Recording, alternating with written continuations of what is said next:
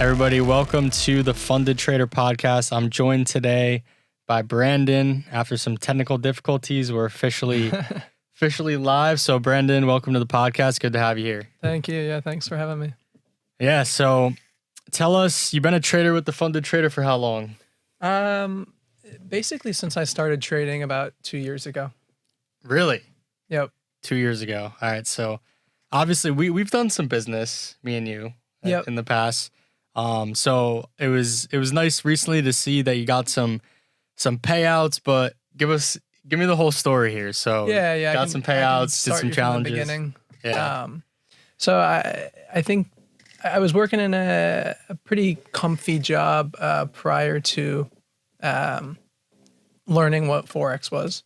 The way that I actually found out about it was I was buying and selling high-end watches on the side for fun. The ultimate side hustle. Yep, the ultimate side hustle, especially here in Miami. Yeah. And I ended up selling a watch to a gentleman named Alex. We followed each other on Instagram. Mm-hmm. And I don't know, I just watch his stories. Every once in a while, he would post a day where he made 50K or 20K. FX Alex G? No, it's actually Alex Santi. Oh, okay.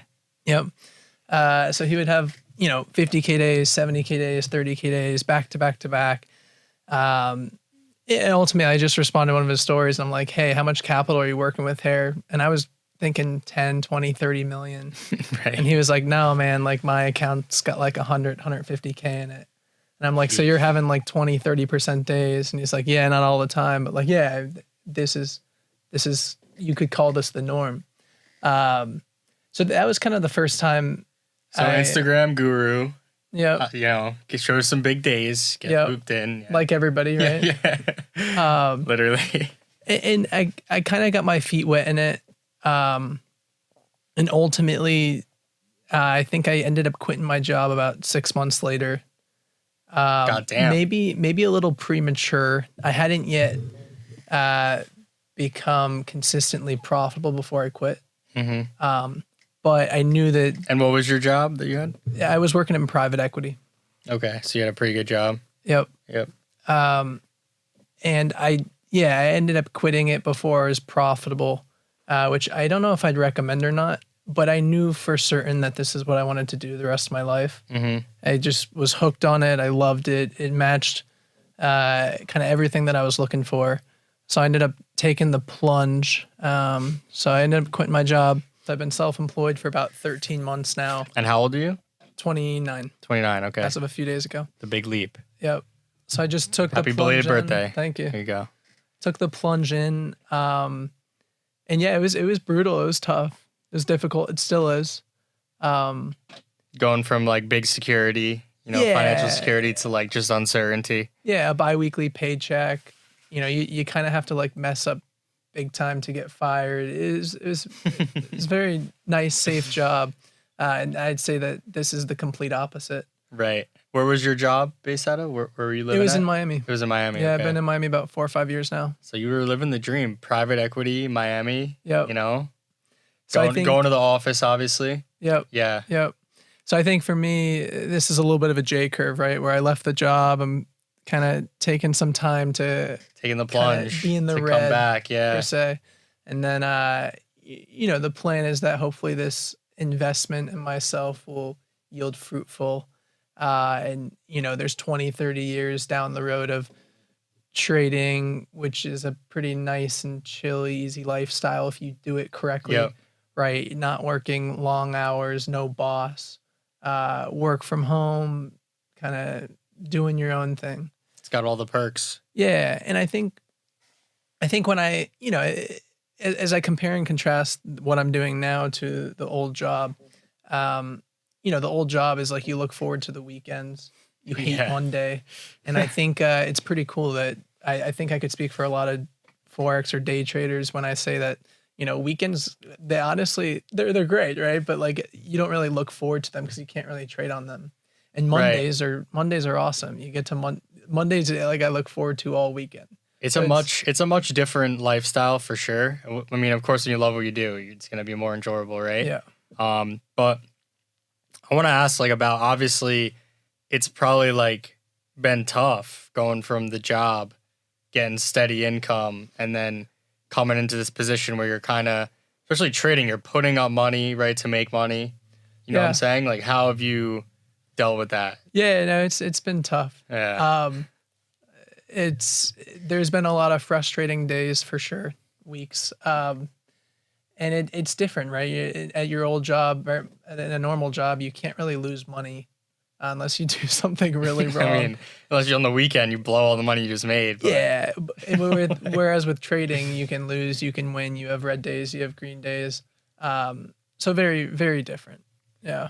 Yeah. Like, I'll just say this, like when it's a mentality, right? So you quit your job and you said before, you're like, the plan is to, you know, make money or whatever, you know, hit this level of status. And I really feel like it's all just a mentality. Like becoming a millionaire is a mentality. Like getting full-time with trading is a mentality. Like there's no other option, right? Yep. And because of that relentlessness, it ultimately is what results in success. Yeah. Right. I think what's the quote? Like burn the bridge or burn the boat. One of the two. Yeah. Because when I originally quit my job I think it was about 2.5 years ago that I had like a 9-to-5 job. I was working in IT. I quit my job. And when I quit my job, I was in debt, right? So I was in debt, but I started making some money online, whatever. But it was by no means the secure path, right? So I don't think that there is per se a time to quit your job, like, oh, this is the exact time, but you definitely should be having some success or some momentum or something, right? In the side thing that you're doing. I don't recommend like quitting your job and then looking for the next thing that you want to do, right? Like find the passion and find what you're doing, work on it, and then, you know, take the leap. Yeah, and I had some success prior to leaving my job. Problem is that your strategy, your system is kind of ever changing. And you find new mentors that are better or different. And as you change your strategy, it takes time to you know, learn and understand that new strategy. So, yeah, I mean, it's ups and downs, but hopefully it's just overall up. Long term. Yeah. Long term is just overall like this. I mean, listen, so it sounds like you've been going from like strategy. There's like different strategies that you've been using. You got into this finding out on Instagram. You probably bought a course on Instagram, right? Yeah. Tell us a little bit more about the journey a bit. You said it's been about how long? A year since you first got into it? Year since I started doing it full time. 2 years since I started. I think as we discussed before, right? Like I wouldn't say I'm wildly successful by any means. Mm-hmm. I think you know, where I was burning a lot of money on challenges, kind of blowing through those. Did you know about like challenges from day one, like prop trading? No. My first account was unfortunately a live account, and so was the second account. Oh man. Yeah, and it's hard to come back from that once you dig that hole. Yeah, it's psychologically like so defeating. Yes. Right. Even if you start a challenge and it's a 200K challenge and you immediately drop down to 193, it's really tough to come back. I remember when about 4 years ago when I started doing some day trading and I deposited and I lost money, I had like paralysis. Yep. You know what I mean? Like then I was doing what everyone else does. You read Trading in the Zone and you find all these books about psychology and like market wizards and like all these things, and I'm like, fuck, I'm screwed. Like psychologically I just couldn't enter a trade. Like I was so scared. And then you start back testing, time goes by, right? And you start to get back into it a bit. But yeah, it's starting with the live account is not easy. It's obviously your own money. And then it sounds like you transitioned to some like you're mainly doing the prop trading. Yeah, and I'll do that until I'm able to fund a real account via withdrawals from prop firms. Yep. And that's a little ways down the road, but you know, that's a goal for 2023, I could say. For sure. So to be clear, because you were a bit unsure to come on the pod because you made some money. You made like 60 G's in 2022 on the funded trader, but you also lost about 60 G's, right? Yeah, I think I ended up purchasing around admittedly very embarrassing, but Yeah. purchasing enough challenges to offset that 60 grand. Yeah, so a lot of people are in a similar position where people should understand this, because once you have a system that you can at least pass, that's not the end of all this, right? You get the funded account, more people are failing the funded account than are getting payouts. And even the people that are getting these 100K payouts, 50K payouts, numerous 1K payouts, there's a risk reward of like the challenge fees versus this. I'll ask you, did you write off those losses or no? Oh, for sure. You did, yeah. Yes. That's good. I think you guys had a tax guy come on and speak, and I've had a few phone calls with him. Oh, really? You've talked to that guy? Yeah. That's great. Let's go. No, I mean, I got to make sure I write those off. Otherwise. Yeah. I mean, think about it. If you make 60 G's, just like a hypothetical example, so you made 60 G's and you paid 60 G's in challenge fees, right? And that income that came in, 60 grand, you got to pay taxes on that income. But if you write off the 60 grand, that's a loss, then you don't have to pay taxes on the 60 G's exactly that you made. So then it's, squashes it a bit, exactly. At least makes it a bit more manageable. So yeah, if you guys are not writing off your challenges, your VPS, your VPN, your computer, any equipment associated, anything that you're buying supplement-wise to trade with, I know a lot of people are out there popping supplements, trading online. Like, if you guys gotta write all that stuff off, because even a little bit amount of money, don't be paying taxes.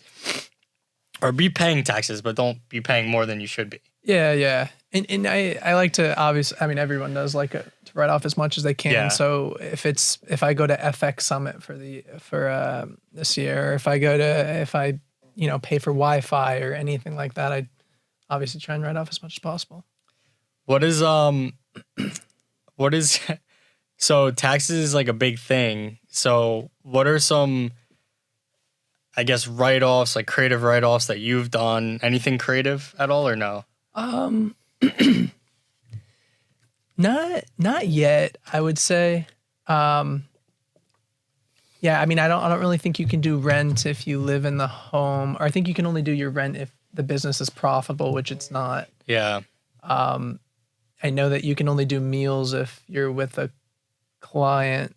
Technically, or if it's two people, more than one person, which is hardly ever the case. So I haven't really dug too far down that route, but eventually I think you want to buy that car that's, what is it, over 5,000 or 6,000 pounds? Yeah, I did that not this past year, the year before. So that BMW, it was the Section 179. I got the write-off for that, which was solid. The car was valued at, I think it was like 80 G's. It was like nothing too crazy, but then I got 80 grand of income that I had made. I didn't have to pay taxes on that, and then I used that to get the car. And then technically I made money on the car because I saved about 20 grand in taxes, and then the car for the year was like I think it was like $1,000 a month because I put no money down, so it was like 11 grand for the year. And then so it's kind of 11 grand that I made, but then you got to sell it. I mean, it's definitely a play to save money. It's a liability. I mean, the car's losing value fucking every time you drive it, unfortunately.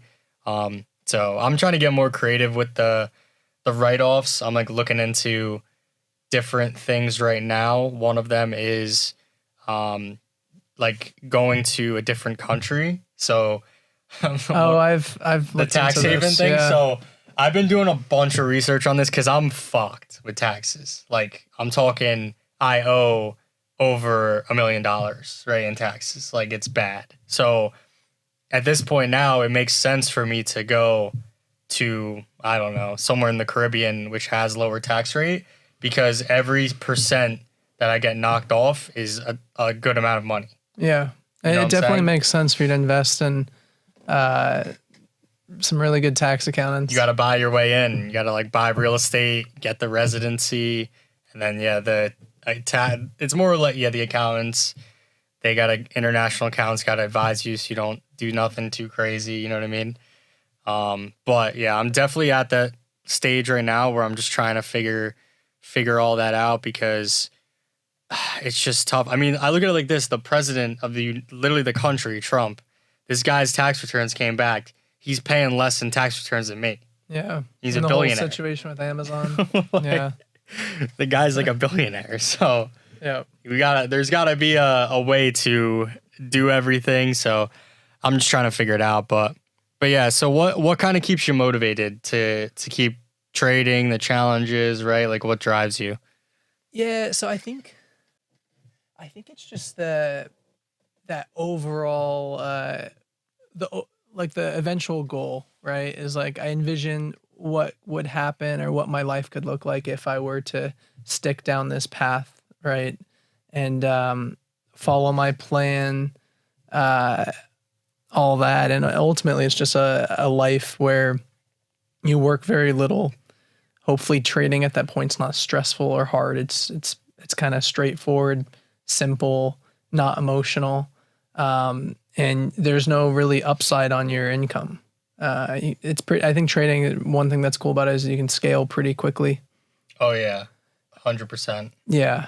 So I think that excites me. But we all have our mentors that we look at, and it seems like they have don't work too much and they make a lot, and I think that's all kind of what we're striving for. It's definitely the goal for everyone, right? Is to have the ability to make money without much effort, right? I mean, the reality is it does take effort. I mean, there's a certain level of mastery, I guess you could say, or skill that you obtain where you become efficient enough to have success, in what you're doing without spending hours and hours and hours.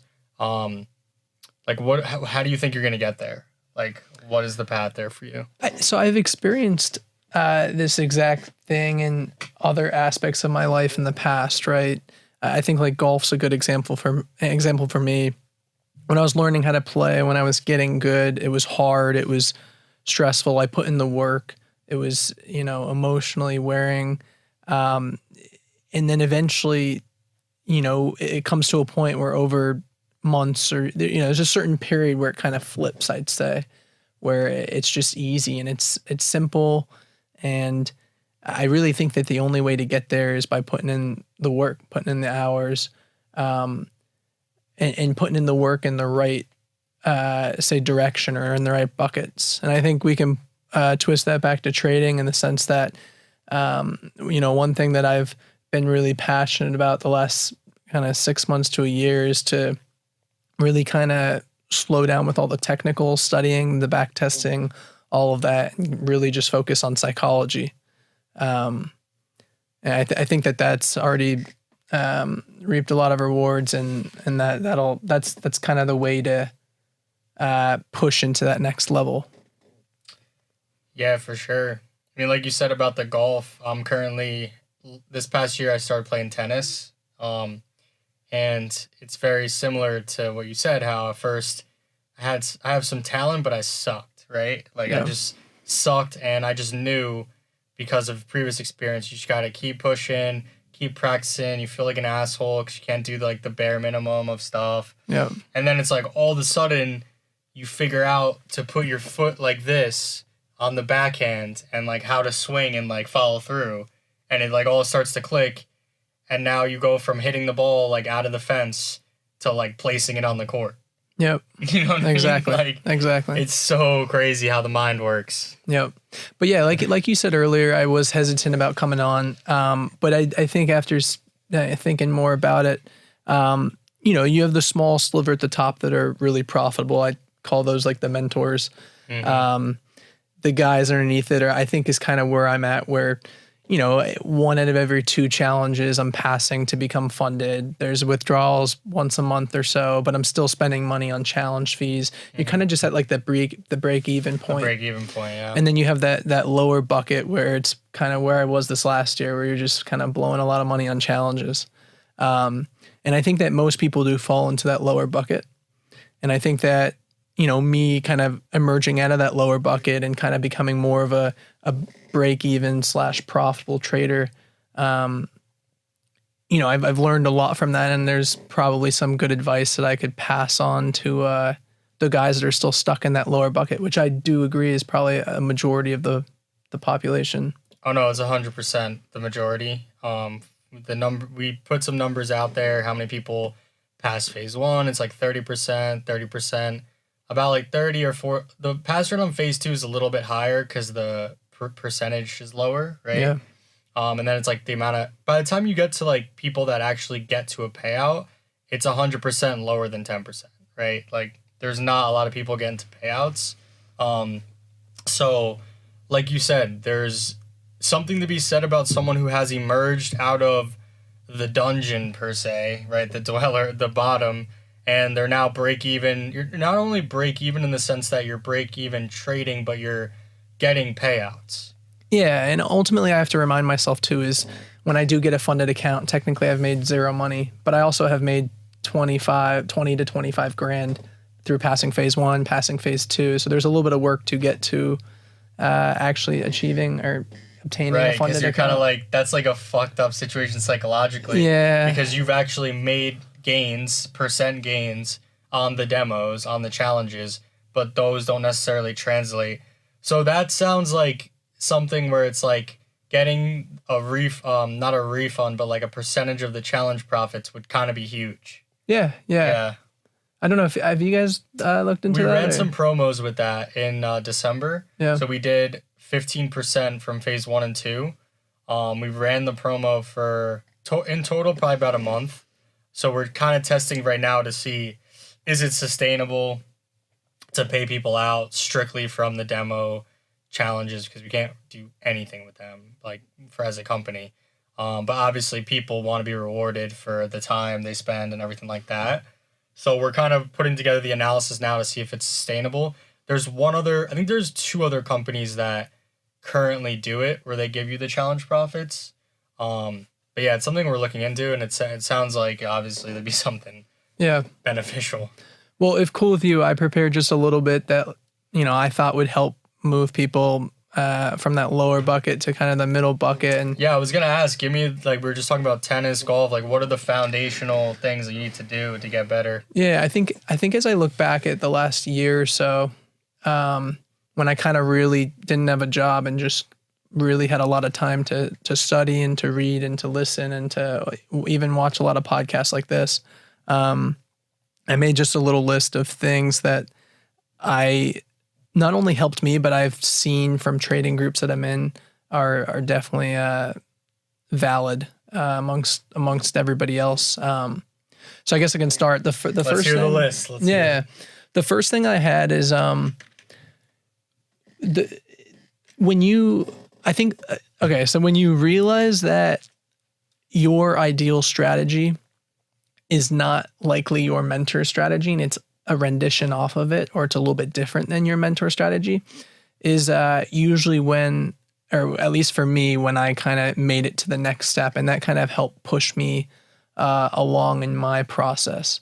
So I guess just to rephrase that, if your mentor has this exact strategy, the time they trade, how many trades they open, how long they hold their trades for, right? It's okay to follow that, and it's okay to literally copy that to a T, especially if they're putting out signals, until you kind of get the hang of it. But ultimately, you and your mentor are 2 different people. You guys have different emotions. You guys have different personalities, different characteristics, right? So ultimately, you're going to have to find a strategy that it could be very similar to your mentors, but likely it'll just be a little bit different. So if I look at, a trading group that I'm in now, the guys that are newer tend to just copy the mentor strategy to a T. They're very kind of worried and focused on, did the mentor open? Did he close? Kind of what exactly is he doing? They're like very on top of it, which is fine when you first start. But what I've realized through my own trading and through just watching this group that I'm in, is that the people that have kind of made it to that next step all do things very similar to what the mentor does, but just tweaks it a little based on their characteristics. So I can give you another example. For instance, if I have a trade open, right, and I close it at, say, a 1 to 2 risk reward, and then it runs to 1 to 4, 1 to 5 without an exit signal presenting itself. Right. That right there is the most painful scenario for me. There's nothing more painful. I didn't get a signal to exit. I should still be in the trade, right? But your you're mentor, leaving a ton of money on the table. exactly. Yeah. But your mentor, for example, you know, his style might be close at 1 to 2, 1 to 2.5, 1 to 3, and he's totally fine with that. He'll close his trade, shut the laptop, you know, go do something else the rest of the day and be totally fine with that. Yep. So you guys are just two completely different people there. And I think that's a good example of where I, for example, have kind of transitioned away from mentors or a mentor that I have, and done my own thing, which I've found to kind of flow more naturally with who I am. It's kind of like play to your strengths. Right? Exactly. Like, why are you out here trying to mimic what someone else is doing at the end of the day when they have different skills than you do or different ways of looking at things? Exactly. I'm gonna give like an analogy. So it's kind of like with tennis right now, right? I've gotten pretty good pretty quickly, like meaning I can play a game now. I can play with somebody who's been playing tennis a long time. I can rally. I can be competitive. I'm by no means great, but you know, I'm getting better. My whole approach has been, it's not like be robotic and like listen to my coach and like really try to follow the technique exactly how I was telling you. It's like, I'm a rather athletic person. Like, let me feel this motion and, you know, have touch and feel and like my own kind of expression of what I should be doing. And so when I'm serving, my coach might be like, this is wrong, but I'm feeling it and it's feeling good and like I'm getting it in and like I'm making progress. And like I think that's most important. Like it's kind of like I think of the movie Happy Gilmore, like when he goes and like plays fucking golf and he's like a hockey guy and he does everything so untraditional. Obviously a movie. But he's still good. But he's still really good and he's still getting results, but he's just playing to his strengths on how he does it. So yeah, I think you definitely shouldn't just mimic what other people are doing. Like I think you should almost observe, like you yourself, you're your own person. You should just be observing, what is this person doing? What is this person doing? And like take that and then have your own expression of it. I fell victim to this a lot too when I started, where I was like, I'm just going to follow exactly what they do and then I'm going to win. It doesn't happen. Yeah. Yeah. And I think the people that I've seen become successful, you know, like for instance, I have a mentor for my entry and for overall kind of just strategy. I have a mentor for scaling in and exiting. And then I have a mentor for mentality, removing emotions, focusing on the process. And I've taken a little bit from each one, and now I have this sophisticated system, that I think fits me really well. And I think that's a huge thing to accomplish to get to the next step. Yeah. So where are you finding these mentors at? These people? Really word of mouth. And if it's okay with you, I'd love to kind of. You could shout people out. Yeah, so. I mean, less so shout outs, more, I guess they're shout outs, but more of like people that have really influenced me that, you know, I don't get any money from, but I think that it would go a long way for the audience. People want to know who these people are. Yeah. And I one more example on the whole finding a system that works for you, right? I think I see a lot of mentors out there too that have, you know, 20,000, 50,000 followers, but the mentor might only place one trade a week or 2 trades a week. And that might be a trade that they're holding for 2-3 days. Like you have to be a very specific person with a specific personality to be able to be that patient to just take 1 to 2 trades a week and to actually hold overnight and sleep well. Yeah. So that just all goes to say what I've noticed, man, is like now that he asked me before, like, am I still trading, whatever? And I said no. Like right now I'm not trading. But I've noticed I still do analysis weekly because we do like calls and stuff. And I'll still look over like GU, NU, UCAD, NAS 100, like UJ. Like I'll look over a bunch of pairs. And now that I'm not per se trying to be involved, I'm just so patient and I'm just waiting and I'm seeing the setups and like I just feel like I'd be so much more profitable now that I'm just being this patient because I'm so disconnected. So it's like I think people just get so attached to this idea like, I'm going to make money. I need to be in the market.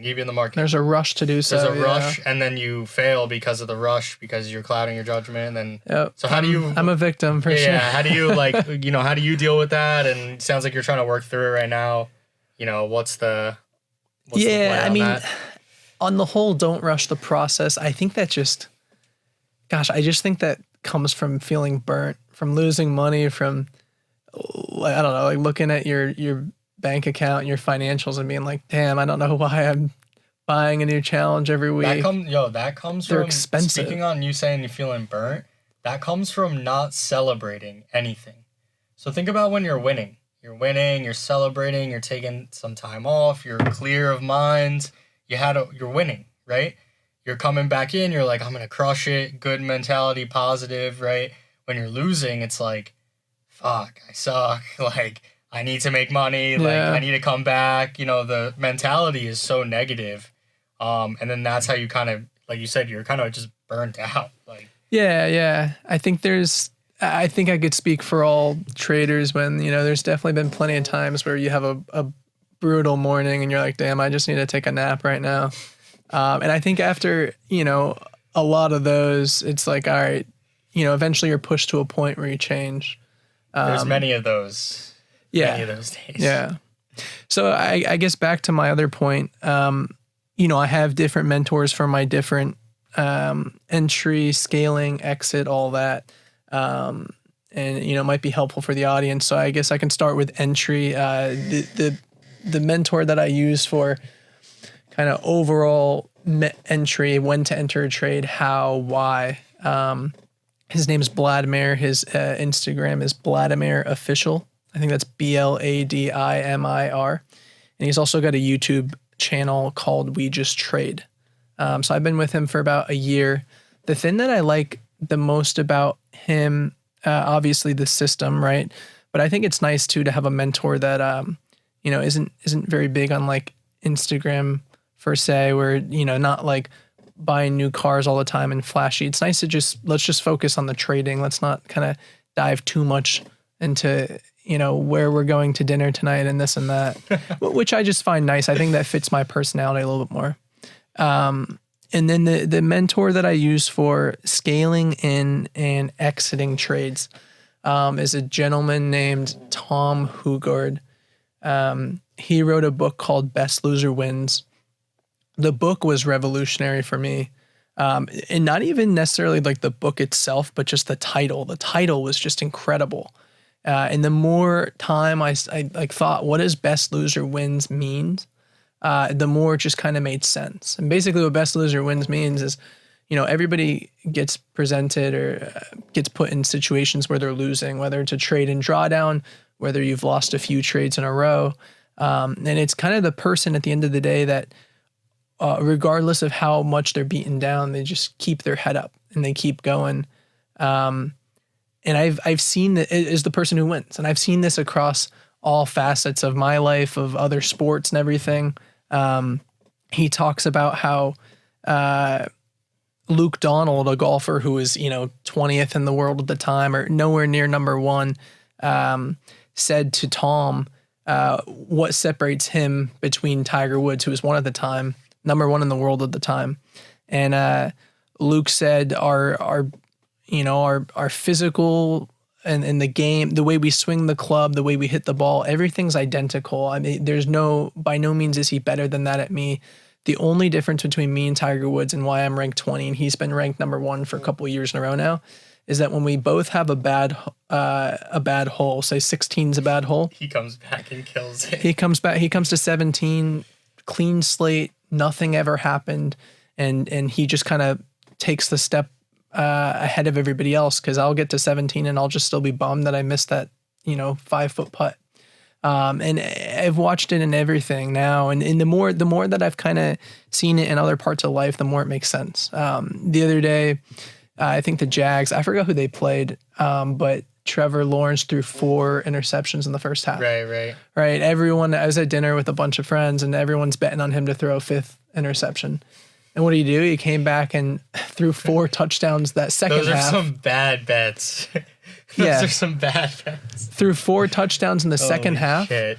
And won them the game. It was a playoff game. Jags usually don't do well in the playoffs, so it was impressive. But it was just a great example of, he walked into the locker room. It's just head up. He was losing at the time, and he was hands down the best loser, and it just flips the whole script. So for me, Tom's was really helpful with scaling in and exiting. And I can kind of dig a little bit deeper on that. But basically as the book is it's an easy read, right? The thing that I would recommend though is he went on a podcast. It's called Trading Nut. And he's in episodes 190, 192, and I think 194. It's a 3-part series. It basically sums up the book. But it's a lot easier to just listen to the podcast, and it's kind of the summarized version. But overall, what he talks about, kind of if I were to just throw it all into a few sentences, is that a lot of the brokers that he was working with had to post their success rates or how many of their clients were profitable on their websites. And most of the brokers were saying that around 85% of their clients were not successful and being profitable month over month. And basically what that the realization that Tom had from that is if 85% of traders are not successful, and just assuming that the average trader is just acting like a normal human being, then you acting like a normal human being, right, while you trade means you will not be successful. And so basically what he takes from this is you literally have to do the opposite of sometimes what you want to do. And what he did was he developed a system where, everybody enters a trade, the trade goes into profit. And then most people, the 85% will start to take partial profits, right? They'll start to look to close. And what he said is, you know what, since 85% of people are not profitable, I'm just going to do the complete opposite. I'm going to just double down. That's a mind fuck. Just double down. And then the same thing, when it pushes further, of course it's given you don't get an exit signal on your system. Yeah. But just double down. And he went back on his trades, realized that if instead of taking partial profits and then closing at a specific, risk reward of 1 to 2 or 1 to 3, if he just did the opposite of what everybody else was doing, just double down, your win rate will, as a result, inherently decrease a little bit, but the winners will be huge.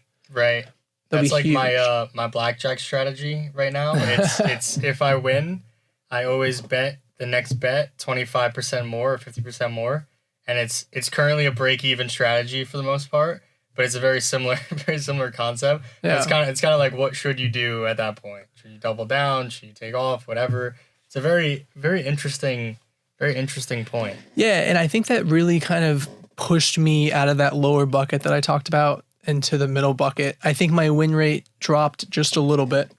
It might have dropped, 50 to 40% or 40 to 30%, but the winners, instead of them being 1 to 2, 1 to 3, I was seeing 1 to 8, 10, 12s. It's tough to scale in, and it's tough to do it correctly. You should be doubling. Like the thing is, the winners are what you want to capitalize on, right? So you're just trying to maximize winners. Exactly. At that point. I also want to say a comment on the whole how hard it is to kind of handle failure, and to your point, the book best loser wins. Not The Biggest Loser, that TV show keeps in my apartment.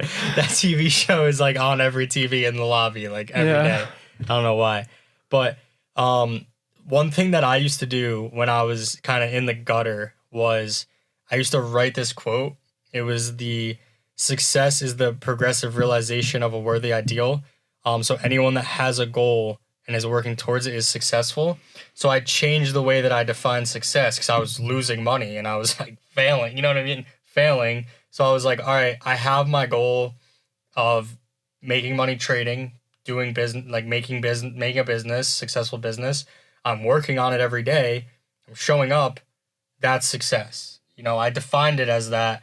And there's many variables, but I think that was the one thing that was really critical for me to have this breakthrough that I've had in business, because I was just chugging every day. I was just chopping at this every day, and I felt good about it. It felt great. It felt successful, even though I was facing failure, even though I would lose on some things, win on other things. It was no, I have this goal just to be successful, overall to make money, and I'm successful because I'm here, I'm trying. Yep. You know what I mean? So redefine, if you guys are listening to this, redefine failure, success, what it means. Don't tie success to getting a $50,000 payout because you're hearing it from him. He's above a break-even trader, about a break-even trader, and you're going to get payouts, you're going to lose accounts, you're going to do this and that. There's no like, you're not going to have failure. Even me, like right now, TFT business is good. Everything's good. Other businesses. But in the back of my mind, I just know that success can't, like, there's going to be ups and downs. Yeah. There's going to be ups and downs. I'm going to face, adversity like all other people. And I'm prepared for that. I'm not going to sit here and I was watching the Trump documentary on Netflix, just came out.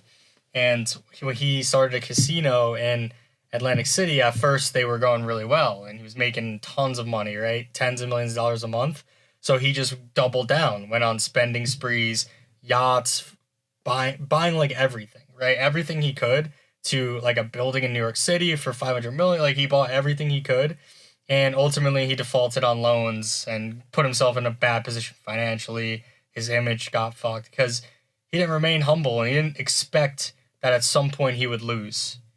And I think that ultimately is what caused him to fail. He did fail. He was a big failure in that period of time.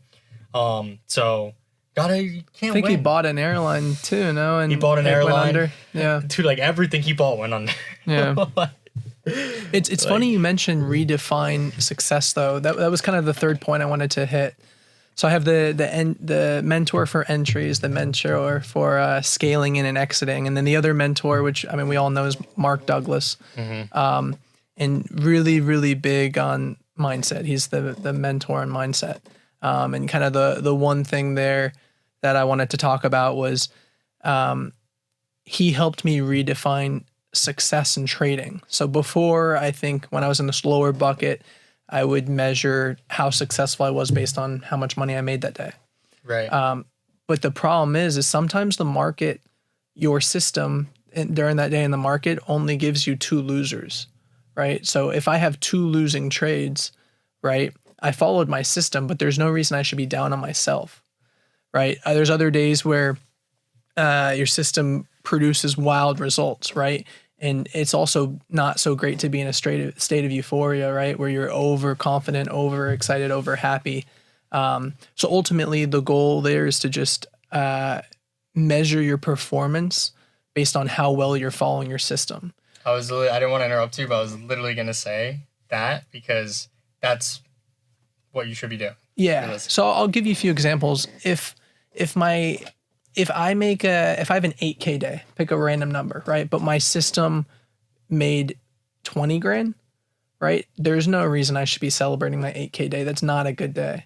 No. Right. And vice versa. If I had a minus 2K day, right? I lost a trip. Maybe I won one loss when it netted out to a 2K loss or something like that, right? There's no reason I should be down on myself if my system also had the same results.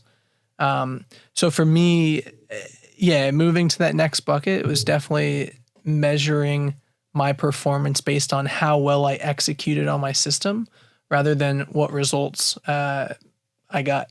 Because there's weeks where, US 30's just sitting there choppy for the whole week. And every trade you enter just pulls back and it's just a complete mess. And you look at the end of the week and you're like, damn, I just, worked hard that whole week and lost $5,000. There's other weeks where market just was ranging the whole week, very bullish or very bearish. And so I think for me, just measuring your results based on basically what I do, right, is I have this little scorecard on my desk and I measure how many pips my system caught, right, based on an entry and an exit. And then I measure how many pips I caught based on an entry and exit. And what I do is I calculate what % of the total pips that my system caught did I catch, right? So if my system maybe won 2 and lost 1 for a total gain of 300 pips, right? But then if I, might have entered early on one of my trades, but it wasn't actually a true signal and I lost that one, or if on another trade that was a winner, I closed early and I only ended up making 150 pips, then the 150 over the 300 is 50%. And that's how I measure myself. And I think that prevents me from... It's like a performance metric right there. Exactly. I think that prevents me from states of euphoria where, you make a lot, which can be harmful, right? Because then you go into the next trades over betting and all that. And then states where, you're down and you're sad and you're hard on yourself because, you didn't do well. So I want to ask, does this also relate to buying challenges? Because obviously if you buy a 400K versus 100K, you're gonna make more money if you pass and get funded, right? Do you control yourself on like what challenges to buy and stuff like that? Like, what's the strategy with that? Yeah, I think. Because like, if is it your birthday just came around, it's like, oh, it's my birthday, I'm gonna buy 400K. You know, do you get into that? Like, I know people that do that. Yeah, a little bit. I think that has a lot to do with your personal finances. Yep. For me, and kind of like what you expect. Like for me, if I was trading a 50K challenge, it just wouldn't fly. It wouldn't work. I feel like if I passed phase one, it would be like, nah. Right. It doesn't give you the, you know. Yeah. And I think it's just, it goes based on like, what my monthly expenses are, what other sources of income I have. If it's not going to move the needle, then it's not something to like work towards diligently. Yeah. Yeah. I remember when I was first training with FTMO, at the time I just had like a regular 9-to-5 job. And I'm like, just buy 200Ks. Like, you're just going to pass 200Ks, take signals, get the funded account. I think I passed one of them with signals, and it was just like not a good thing. But then you like literally end up going broke from doing that. So yeah, you need to buy 50Ks and then work your way back up. So like you said, it's all about your financials. And that's why there's so many people that DM me and they're like, give me a free account. I win the giveaway, this and that. And I'm like, just get a job. Like, get a job and buy what you can. You know what I'm saying? Yeah, I'm not one big on handouts. So yeah, I'd honestly rather not have the free money and just earn it myself. I think that's part of the whole journey of life. That's one of the things that's tough for us is people that get accounts for free, have a higher tendency to have like no attachment to that account. So they're just gonna punt it. Like, they're just gonna get it, drop a 50 lot, see if it goes in profit. Like, yeah, and look, if you passed a phase 1 and a phase 2 using signals, right? Odds are you get to the funded, say the signals, the mentor stopped doing the signals. Odds are you're gonna lose that one pretty quick. But if you pass the phase 1, the phase 2, fall in your system, you worked hard on it, maybe even went into some drawdown, and then you came back. You get that funded, and it's like, this is my baby. Like, this one, I'm going to ride it out for months. You're going to respect the shit out of that. Yeah, exactly. Exactly. Like, you worked hard for it. You stayed patient. You deserve it. Yeah. Yeah, so. Back to Mark Douglas, though. So we all know the book Trading in the Zone. We all know the book, The Disciplined Trader. I've read those. I'm not sure if you have. Yeah, I have. In my opinion, they're good to read once, right? They're a little nitty gritty. They get a little too much. Basic. Yeah. But they're like needed in the moment. I almost think that they get a little too much into the details. Like, I'll read a whole chapter, spend like 30 minutes on a chapter, and it was good, it was helpful, but like it could have just been summarized in a little bit and a bullet point or a few. So what I recommend for Mark, especially if you're new to him and you haven't dove in with him yet, is I'd read Trading in the Zone once, for sure. And then after that, there's this one YouTube video. It's 53 minutes long. If you go to YouTube and you search Mark Douglas Wise Trade TV, it's 53 minutes and it perfectly summarizes the book.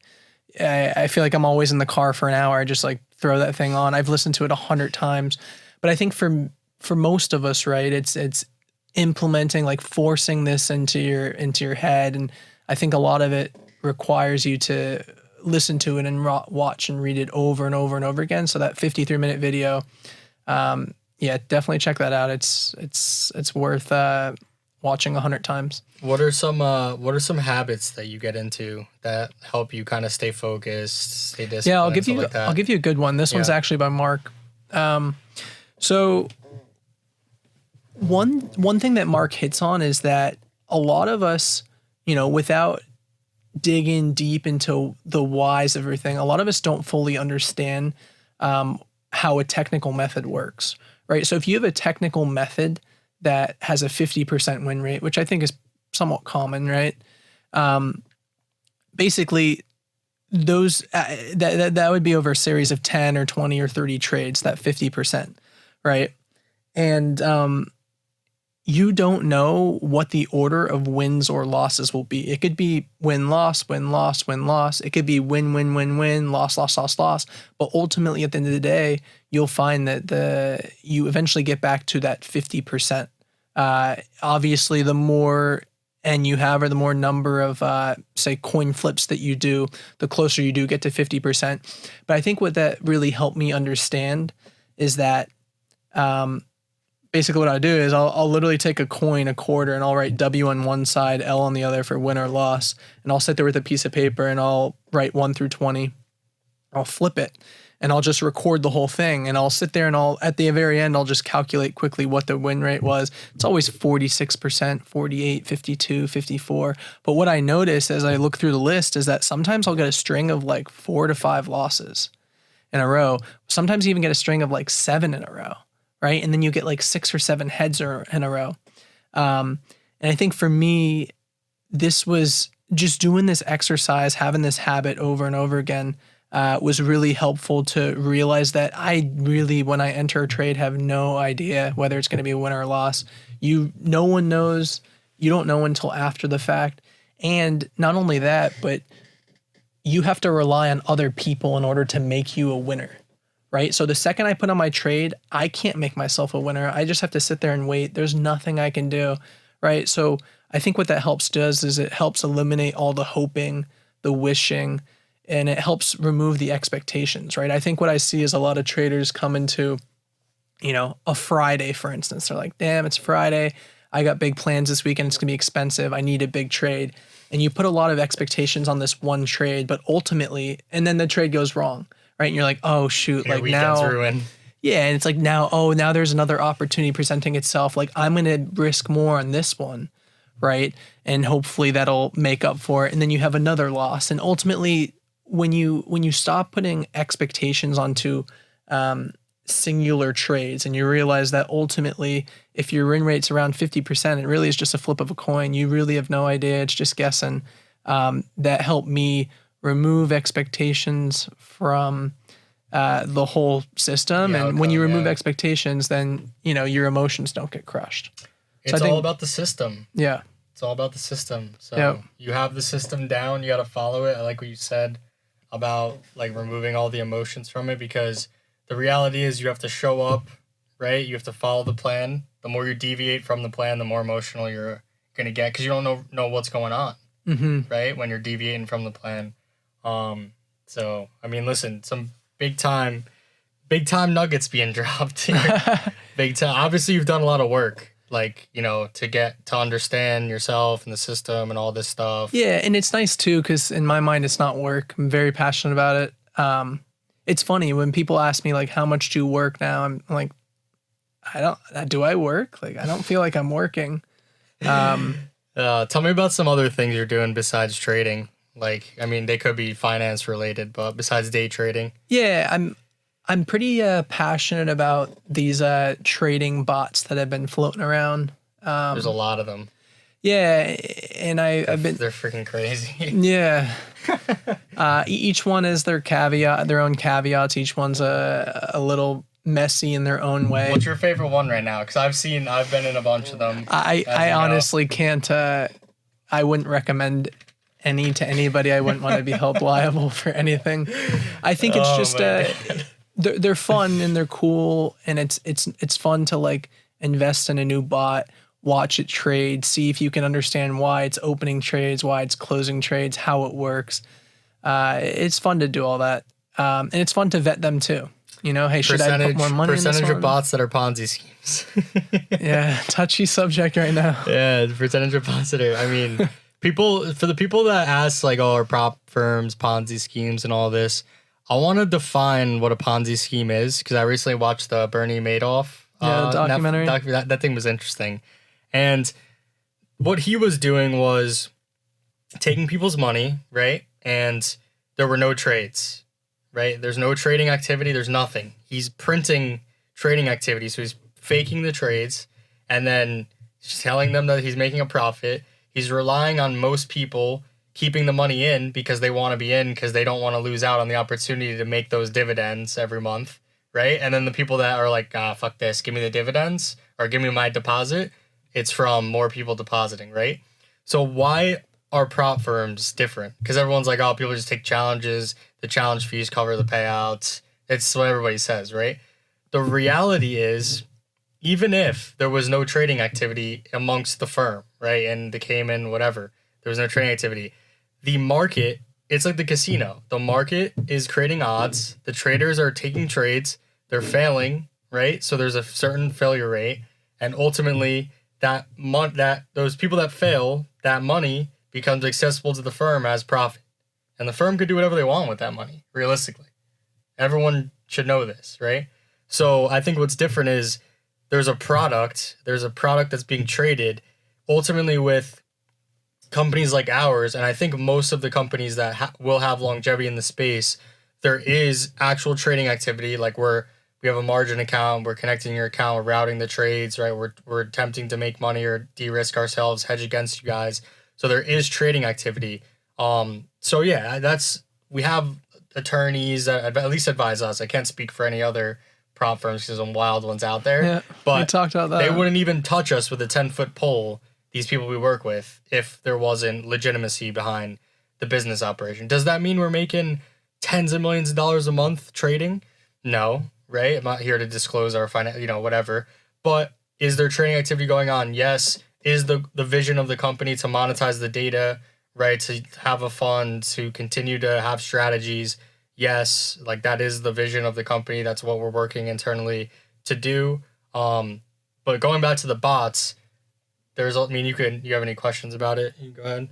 The bots in general? No, I'm just saying like anything. The bots are Ponzi schemes. Like a lot of them are Ponzi schemes. I'm pretty confident. I mean, if you can't vet what's going on, which you can't, right? That's all behind closed doors. Bernie Madoff, what was the story? It was everyone would ask him, oh, send me the account that my money's in and show proof. And there was no account, right? There's nothing. Yeah. These bots are the same thing. There's no transparency. Yeah. They like make money one day, lose the next. They're like manually updating the accounts. Like, you know what I mean? Like it's... Yeah, I mean, granted, there's definitely a few out there that do well and are real and legit, but it's hard to find them. And ultimately the goal is to just don't put too much in one investment to where if you lose it, it'll crush you, which I think I've made that mistake a few times. I know, I've learned in 2016, I invested, at the time I had probably 60 G's to my name. I put 50 G's in the top of crypto and poof. And what's funny is I just held and it came back. Oh, really? Did you close it break even? It came back. Yeah, I closed at break even, so I didn't make money, which I was really upset about because I would have made money. But I at least held because I was like, fuck it, like I'm not going to accept a 90% loss. Yep. You know what I mean? No, I mean, I've definitely done that exact same thing. Not fun, man. But besides that, I think I would definitely recommend having a second source of income, primarily because trading's really not that time consuming. 100%. So for me, the second source of income I have is basically just doing my old job, private equity, but for my own clients. And it's just kind of self-employed consultant, billing at an hourly rate, find my own clients. I mean, even if I could just bring in a little bit of money each month, it helps kind of keep things flowing, especially in Miami where things are expensive. Yeah, things are definitely expensive down here. Like, for example, I was in Fort Lauderdale before this. I was paying $3,500 for a 2-bedroom, in a nice luxury apartment. Now I'm paying $3,500 for a 1-bedroom. Got the nice downgrade since I've been here. I pay about that for a studio. So. Yeah. So where you're in Brickell? So I've heard some deals though down there, but they're in like kind of shittier buildings and stuff. The thing about Miami that's interesting is it's probably the one of few places in the world where you can pay your landlord in cash and get a little bit of a discount there. Go ahead. What's up? $3,500 for a 1 or 2-bedroom studio. Are you kidding me? Where are you living at? The Palace. What do you get with a $3,500?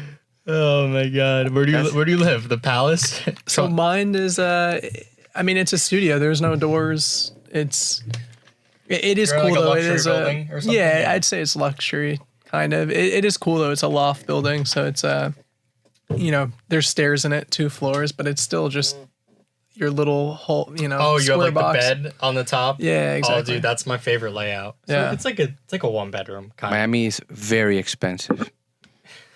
Very expensive. You have to make a lot of money here. Yeah, I know. How much we paid for this podcast? Very expensive. No, but the thing is not the podcast. It's a location kidding. because it's building the same thing. It was purchased, right? Where are we? We're in Hialeah right now, right? Miami Springs. Or Miami Springs, Yeah. okay.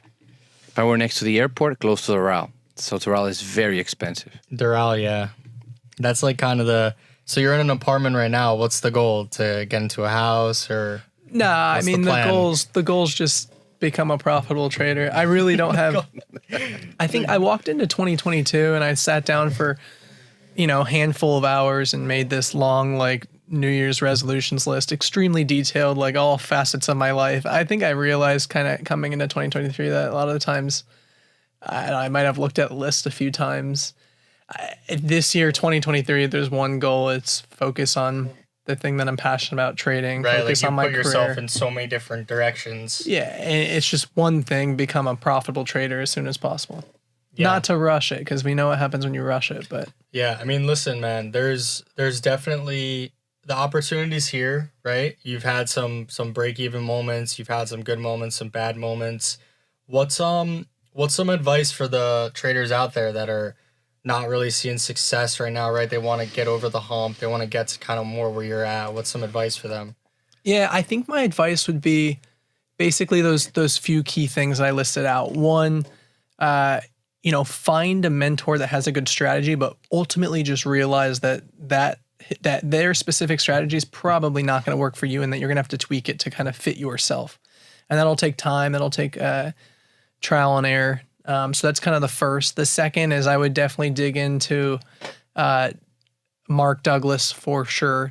I think that'll really help with emotions, expectations, kind of understanding how everything works and focusing on the process rather than the outcome, which is the most important thing. And then third, I would also just look into that guy, Tom Hugard, that I mentioned.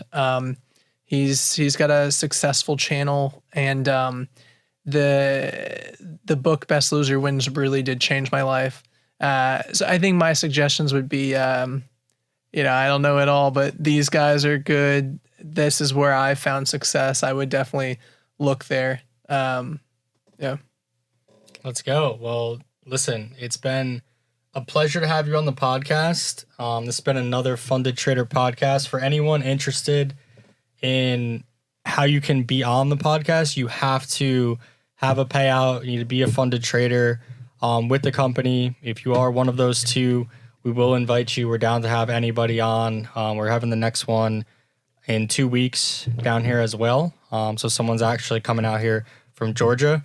We're going to give you a little cash. We're going to have a little cash for coming out, taking this time to be on the pod. We appreciate it. But yeah, man, it's been a pleasure. Thank you, having Angelo. you on. Thanks for Appreciate being here. it. All right, cool.